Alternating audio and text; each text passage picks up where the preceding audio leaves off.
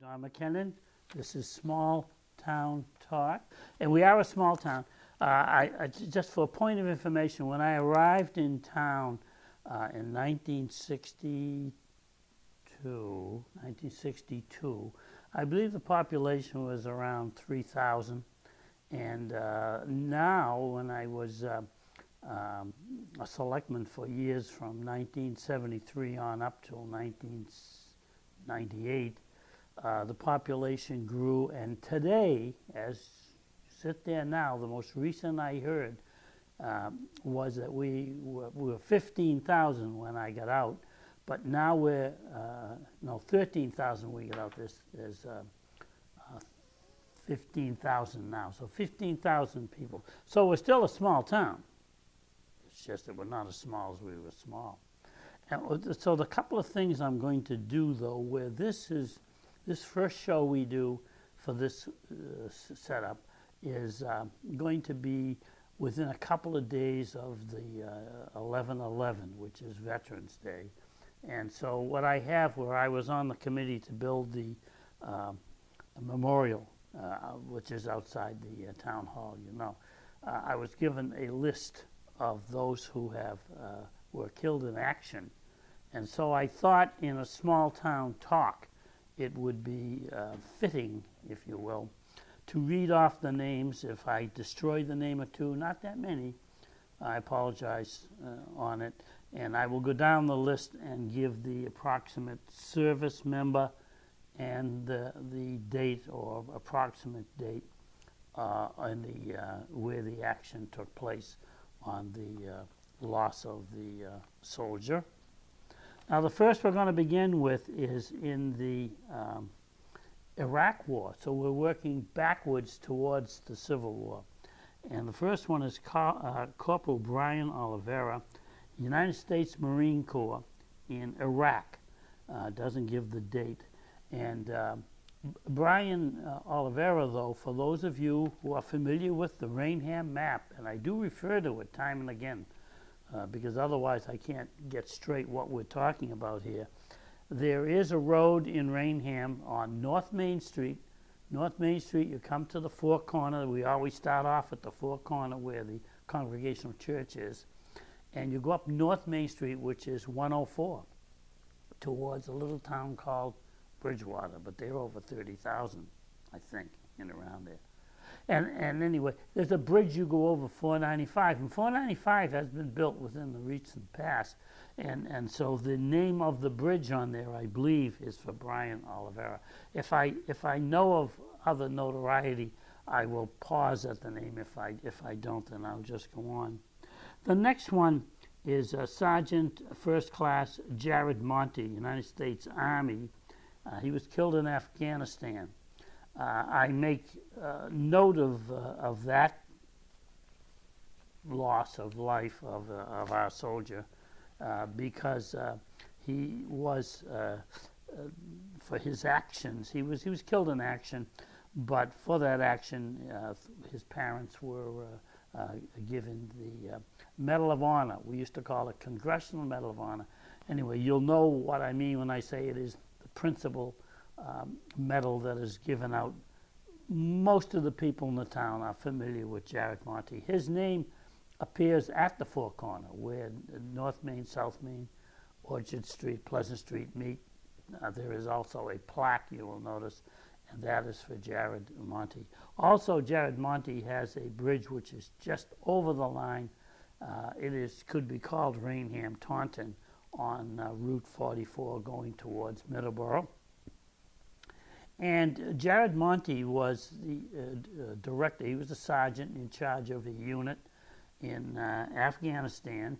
And one of his soldiers in his unit got pinned down, and he did not survive also.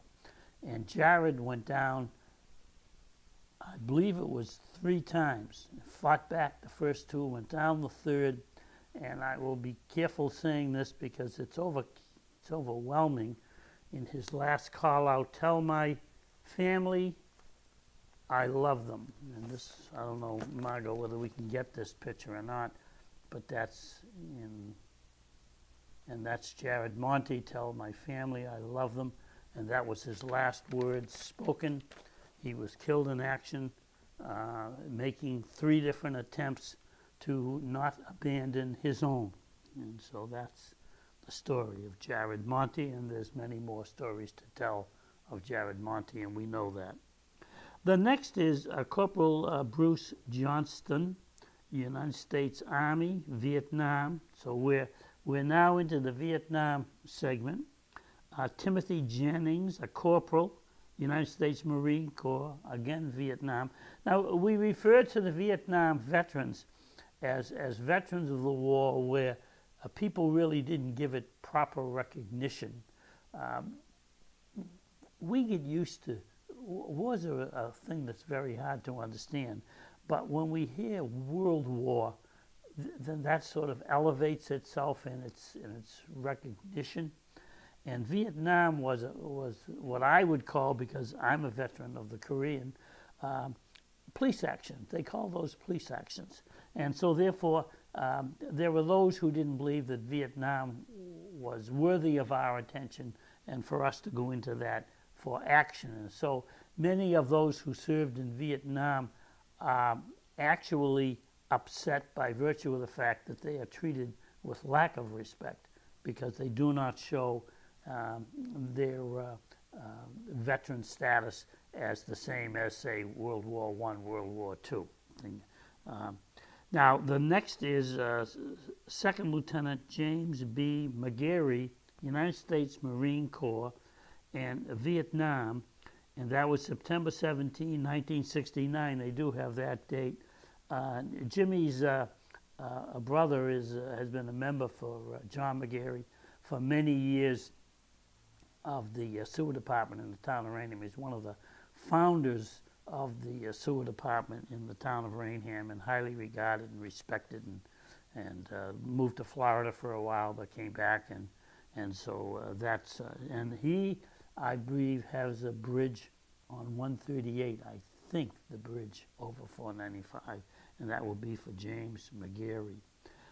The next will be, now that is the end of the Vietnam War. I was with my brother-in-law yesterday, and he said they moved the date back for the Vietnam War because there was some soldier that was killed in an action prior to the Vietnam War, but he didn't receive a classification, so they moved the date back. It didn't change anything in the Vietnam War, but that would be the date, and it would have lasted longer. You know that all veterans that serve Vietnam and I will get into. I will see that in the action that I served was the Korean War, and I did not go to Korea. I did not see action in the sense that there was never a shot fired at Don McKinnon. I was in Trieste, Italy, and but I'm just saying, of the Korean War, these wars now they have different classification, and these wars are called, in this case, the Korean police action. And the reason they called it police action is, in World War II, if they were fighting in Korea, that would have just been, oh, well, also we're in battling in this island and Guadalcanal and all these, and then we're in France, and so this would be a police action. So when I went away for 2 years to the Korean action, and I returned, some guy said, well, where you been? You've been gone, what, 2-3 weeks now? So people don't even think of the Korean War as, they didn't show us lack of respect. We didn't even rise to that level of of respect. We were just, there we were, and we would come back. There is, well, I'm going to get off this just 1 second because I'm going to stay with veterans, though. In small talk in the town of Raynham, we've got more stories in the town of Raynham, and there are 3 elders, and I'm one of them. There are 3 elders in the town of Raynham who do cable shows. One is Jim Mulvihill, and Jimmy, I believe, was a career sailor in the United States Navy, and he's got many stories to tell of naval actions and things of that nature. So he appears on somewhat a regular basis on Raynham Cable. The other, now these we're all three veterans now. I'm a veteran of the Army. Jimmy was a veteran of the United States Navy, and then John Welsh is the third one. Formerly Deacon John Welsh. John Welsh is a veteran of the Korean War, but Johnny went to Korea, and they say only 1 out of 1,000 go to actual combat. Well, John thought of that as he sit in one of these huge trucks on the way up to the front. He was the honorable reception of the recipient of the award of going onto the front lines. And Deacon John in the Roman Catholic Church is a deacon. And he was also, though, he's had many positions in the town of Raynham. And we classify John Welsh, Deacon John Welsh, as Raynham's storyteller. And he comes onto the cable and somewhat regular. And he is a veteran of the Korean War. And he was also, though, in many departments. And John always manages to rise right to the top, and then he leaves. So he was chairman for a while of the Conservation Commission, and he was the major person. We'll get to it one day, because we do that, don't we? We'll get to what they call the anchor site, and that is on South Main on 104. And John Welsh is the one that talked Mrs. Gamache into allowing that to become the property of the town of Raynham. And she said he was such a nice young man. And so that's how Johnny worked that one, his magic. And but anyway, as one of his many jobs that he has, and he rises, once he told me he was going to study for the religious, the Holy Order, which is a deacon. I said, now you've done it. You're going to work for God, so now you can't rise up and resign. So he will spend his entire life known as Deacon John, because he's at that. You can retire, but you're still a deacon. And that is one step away from the Holy Order of priesthood. And so that is the, Jimmy McGarry is the final that we have for the Vietnam War. Now we're getting into World War II. And World War II, the interesting part of these actions are that in the earlier wars, military historians will tell you that the method of fighting changes over the period of years. And as a result of that, the fatalities are more frequent. Go all the way back to the Revolutionary War, and the British were upset with us because we hid behind trees, because the Native Americans taught us how to do that. So they whipped us going out to Lexington and Concord, but they had to go back home. And going back home was not a pleasant sight for them, because the colonial soldiers were hiding behind trees and taking shots at them, so it wasn't a pleasant sight for them at all. But the body counts, as you notice how this goes. In the Iraq, there was 1, Afghanistan 1, Vietnam, you've got 3. Now we're coming into World War II, and note the numbers, if you will. Chester Pierce, World War II, United States Army. Those of you that are members of the Legion know Chester Pierce, because Chester Pierce is the name of the Legion Hall. It is named after Chester Pierce, and it maintains that. They now have a room there for Sergeant Monty, but the hall itself is the Chester A. Pierce, and that is the Legion Hall for a deceased veteran, Chester A. Pierce. The next is Wilfred Cabral. The Cabral family is well known in the town of Raynham, as is the name Wilfred. And that was in, these are all I'll let you know when we leave World War II. Charles Cutner, World War II. Charles Haskins, World War II. Thomas Hopkins, World War II. Francis Murphy, World War II. Augustus Clayton Oliver, and that was World War II, and I believe there may be a bridge for Augustus. And James Perry, World War II, and those were all Raynhamites. Now, see, but you got to remember at the time, now we're getting back, if I arrived and we were 3,000, World War One, we were probably 1,500 or something, and look at the number that were killed in action in World War Two. Now, World War One, Charles Danforth was killed. There was one person killed in World War One. World War One really did not last.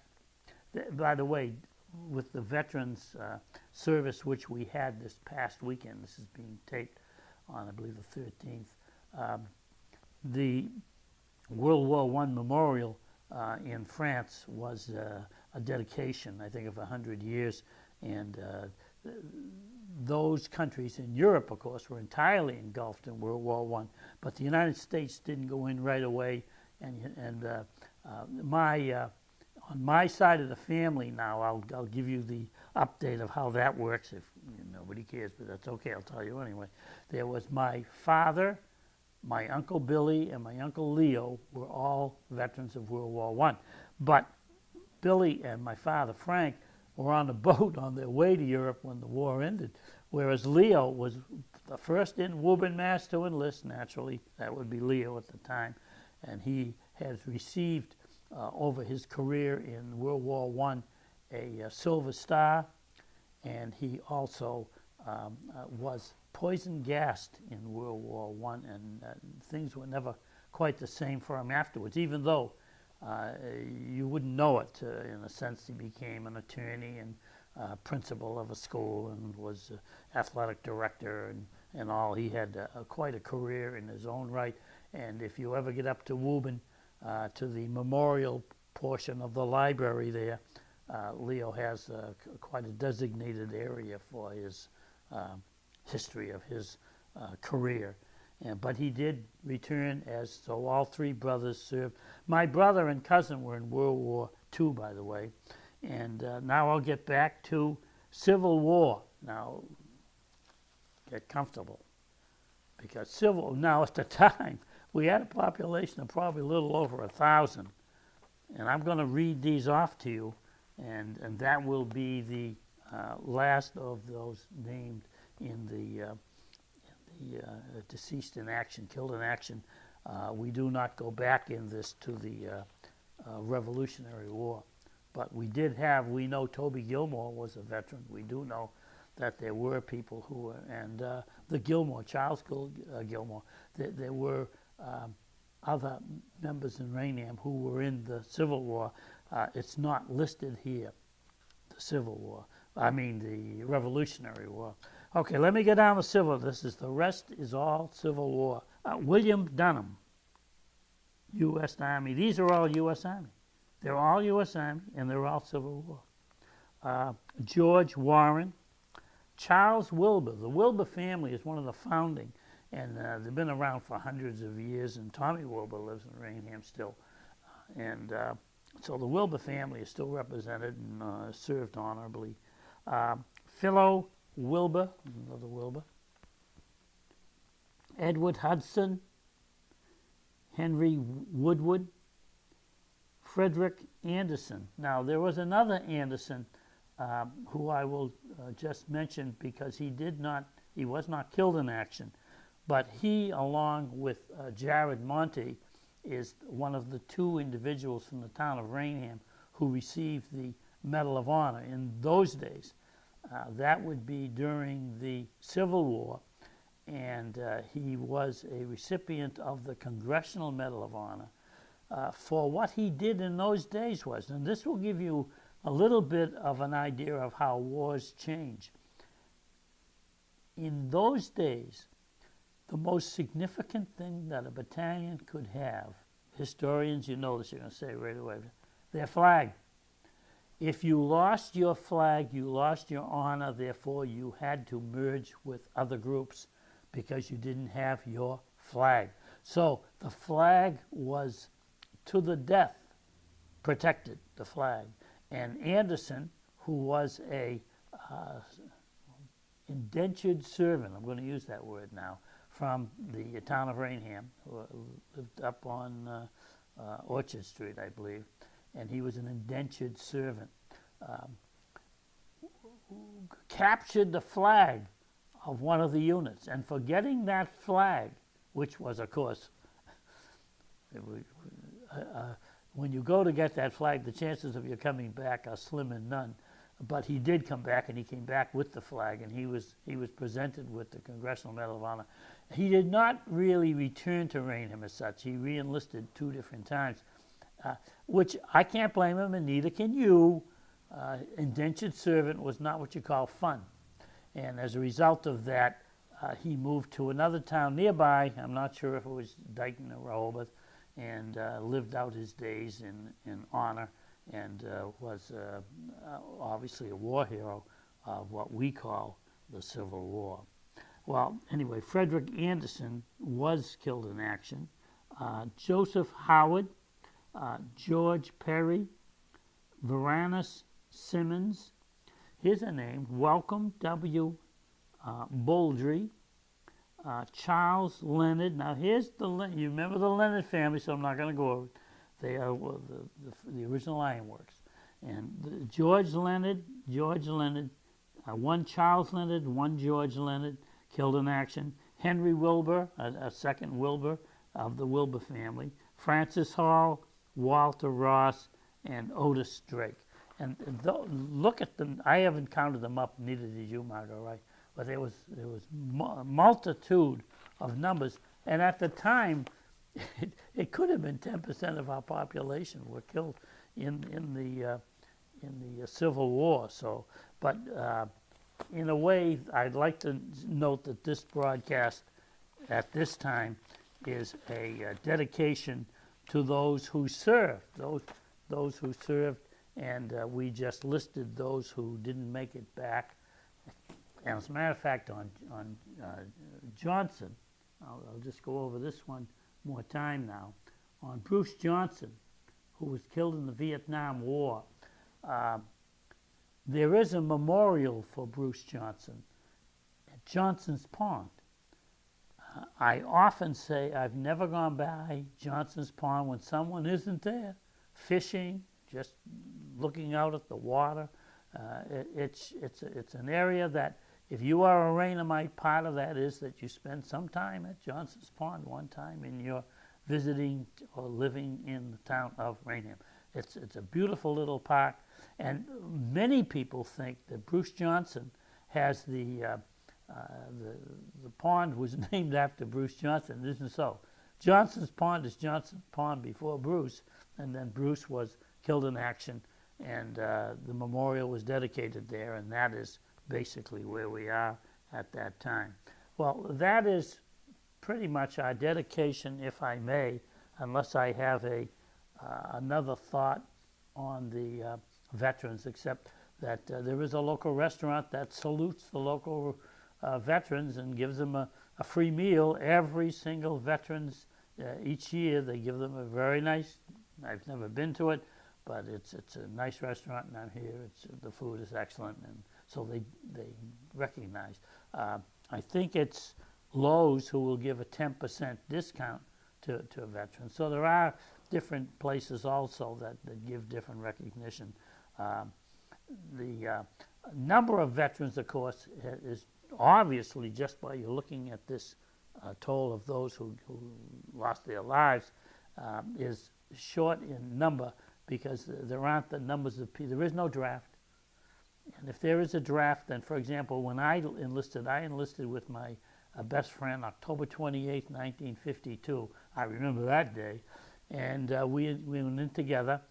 And he went to Korea, and he was blind in one eye. I went to Trieste, Italy, and had spaghetti, and I had perfect vision in both eyes. So those were the things that many of us enlisted.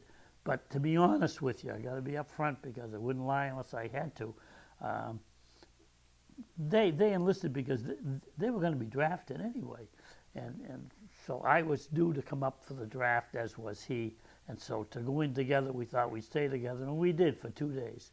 And then that was the end of that. So that's just the way it was. And that's the rest of the story as far as Don McKinnon and veteran service. Someday I'll do some stories on those, though, because some of the stories are interesting. Those of you who are thinking about going into the service, you'll find that it's an enjoyable experience unless you get in combat. And of course, I wasn't in combat, so I had a very good time. You are watching this show on the cable. That is a Raynham. What's our name? Raycam. Yeah. Our name is Raycam, but and it's obviously we're into the new century, aren't we? Because I can remember when I was first. I called myself Citizen Don at that time. I was not a selectman. I was just to clarify, I was selectman from 1973 until 1998, and as a result of that, prior to that time, I moved to Raynham in 1962. I'm going to give you a very quick, less than a minute probably, whatever it is, on you in the town of Raynham. If you are a registered voter in the town of Raynham, you are a member of the legislature. The three values of government, executive, legislative, and judicial, you are a member of the legislative body, as was I. I'm going to tell you something because I know you can keep a secret because it's nobody's business but yours and mine. Most people don't understand that, and they still don't understand it. And I sat not that long ago, and I heard a person who was a member of the executive branch, not a selectman now, so don't get into it. And the person looked out at the group of people who were talking, and he said, "If we listen to them, we'll be here all night." And I thought, there's one thing now I have to say to that young man. And someone said it on the way out. He said, "Bye-bye." That meant that was the end of that person, because they obviously didn't understand that they weren't dealing with a group of people who are there as, they were speaking to a member of the corporate town of Raynham. The person who was taking all that time was a member of the legislature. Federal-wise, we all remember the executive branch, where we don't remember because we weren't here, but we know of it, that John Quincy Adams went from President of the United States and returned and became a member of the legislature. I'm going to tell you something now.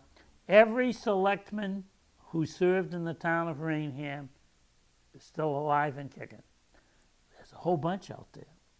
I don't know how many, but I'm going to say I'll bet you there's 30 out there, selectmen former. As they sit now, watching this or not, it doesn't matter, they are members of the legislature. They are the John Quincy Adams in the town of Raynham, and they serve as a member of the legislature. I say that because occasionally present selectmen might look at the former selectmen and say, "Oh, they're trying to get into what, they're out now. They may as well." No, they're not out. They're members of the legislature. And how much they intend to get involved depends upon them at the moment. I'll give you a quick one on town government versus city. City government, we all know, is the mayor. We all know there's a council, and they meet. You can go to the council meeting and talk to them, but you can't really raise much noise there because you're a citizen and you're not part of the structure. Town government, how many selectmen? 3, 5, or 7. Now, I don't know any towns that have 7, because if they do, there's always someone resigning and there's always elections. But there are towns that have 5, and even that's a little cumbersome. I've always believed, and I think the more structure is the 3, and that's what we have in the town of Raynham. But the point of it is to understand how the system works, is that we also have once a year, and we're having one coming up in the month of November, by the way, and that will be a meeting of the legislature. You're going to hear the word town meeting. I can remember going to a town meeting, and there would be hundreds of cars there, but then you look out and they're all at the Little League field watching the kids play. That's wonderful. You go into the town. When I first came here, the town meeting was about 250 people. You couldn't do your business. Down to 200. Then we went down to 150, and people thought we were trying to steal from them because how come you lowered it to 150? We lowered it to 150 because we couldn't get 200 and went down to 100. I believe now people who are checking you in and this and that almost makes you quorum. I believe it's 25. And as it is 25 now at this time, I'm going to just get on the sandbox for one time and say to you, start going to those town meetings. I don't care if you don't think you've got anything to say. You won't have anything to say unless you want to. But if you want to, take a look at it. And the next broadcast, then, I will start it off. Margot will remember me because my attention span gets... Thank you all very much for watching.